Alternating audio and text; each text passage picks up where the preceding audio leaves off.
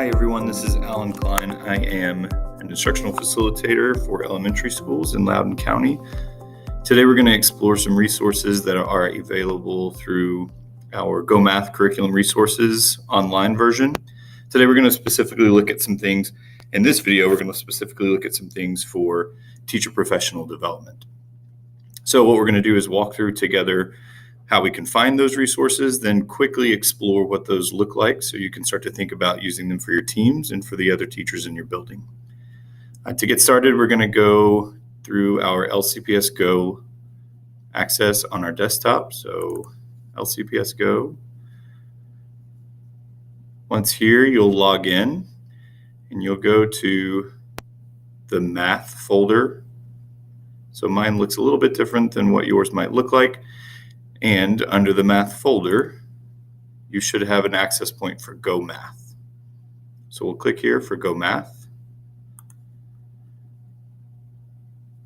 Once here, this is going to take you to the ThinkCentral portal, which is where our GoMath curriculum resources are located.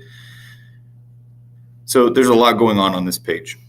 One of the ways to start to make sense of some of this, especially since today we're just looking at some resources, we're going to click right here at the very top, just where it says resources.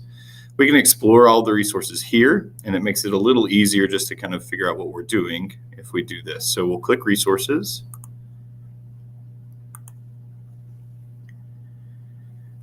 And then here you're going to get a lot of different options to start to narrow down the focus.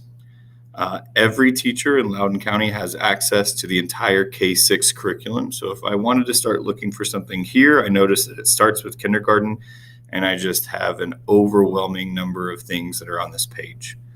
What I want to make sure I do is go up to the top and start to kind of drill down and focus on something specific. So we're going to go into math. For the purposes of this video, I'm just going to select third grade, and you would select the grade that you are interested in pursuing. Go into English, and we're going to choose the GoMath program.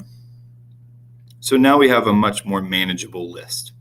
Again, today we're just looking at teacher professional development for this video. So we're going to look at three different things. If you scroll down to the bottom of this list of resources, you're going to see a tab for math practices PD videos. You're going to see that it says grades K through 6. If you click that and open it, it's going to open a new window. You see lots of different videos and resources for the mathematical practices. So here we're thinking about making sense of problems to compare numbers. If I click this, it's going to open the video link. If I click the folder, it's going to download the video. And if I click here, it gives me an option to send it to an external device. What I found is easiest is just to watch the video in real time. So if I'm presenting this to a team or if I'm presenting this to a staff, I can just click here. It will open another window where the video will begin to load, and I have options for making the screen bigger and everything else. Again, this video is going to go back to and focus on making sense of problems to compare numbers.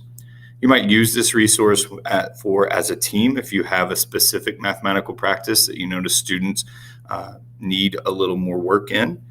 You can use this as teachers to focus our thinking on what this might look like, and then we can go into a conversation on what our teaching can look like from there. The next thing we're going to look at are the performance task professional development videos. So what's interesting here is that these are videos for teachers, and it also provides resources for actually using the performance task in your classroom. So we'll click the tab for performance task. You see that it breaks it down by grades K2 through 5 in the different areas. So we have whole numbers, measurement, operations, fractions and decimals, and geometry. Again, just like the last one, this link will open the video right away. What's new here on this page is that you have an Adobe PDF button. This pulls up an actual copy of the performance task. You also have the option to download the resources and send it to an external device.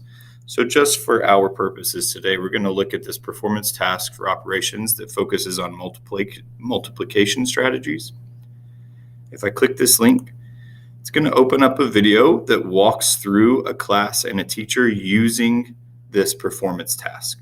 So before I start to think about using this with my students, I might watch this with my team to get an idea of what we might want to do.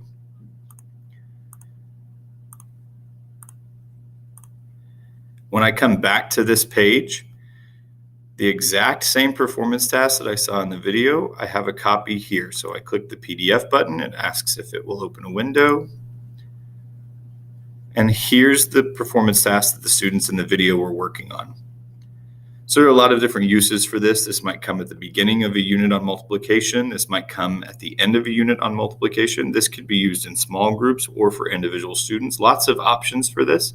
And I like that the video is here to help us understand it before we start to put it into practice.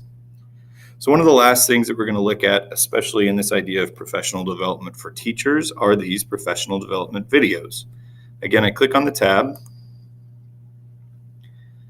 Same screen as we've seen similarly. And now what I've got is specific content areas that the GoMath curriculum covers and resources on how to really think about using that in our instruction. So for a few of these, we have algebraic thinking and problem solving, where it's just case 6. 7 different segments here, 7 different segments here on thinking about this idea of problem solving or algebraic thinking. We also go down and now we have some more grade specific areas. So number sense for K2, addition and subtraction. If I continue going, lots of different options. So if I'm teaching 3rd grade and I'm coming into this idea of fractions.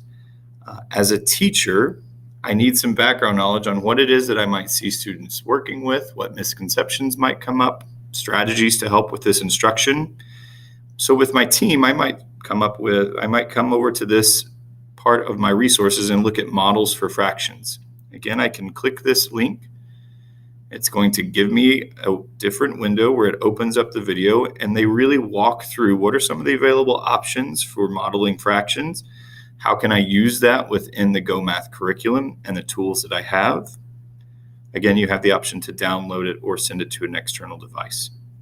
This really can help teams feel comfortable going into a content area, especially one where we might not be all that familiar. Multiplying and dividing fractions when we get up into 4th, 5th, and 6th grades are all something that can cause some hesitation. This just provides an opportunity to see the work in practice before we go into our instruction. In follow-up videos, we're going to be talking about resources, again, from this same page that you might use for intervention, resources you might use for extension, and resources you might use for some of our English language students. Whatever questions you have, other comments, you can feel free to direct those to me. So my email is timothy.cline, timothy.cline@lcps.org. And you can also reach out to your instructional facilitator that supports your school. They have had this information and they've had some training on this, and they would be able to talk to you about the best way to support the teams and the staff at your school. Thanks for watching today, and be sure to look at some of the other videos we have on our LCPS Math YouTube channel. Have a great day.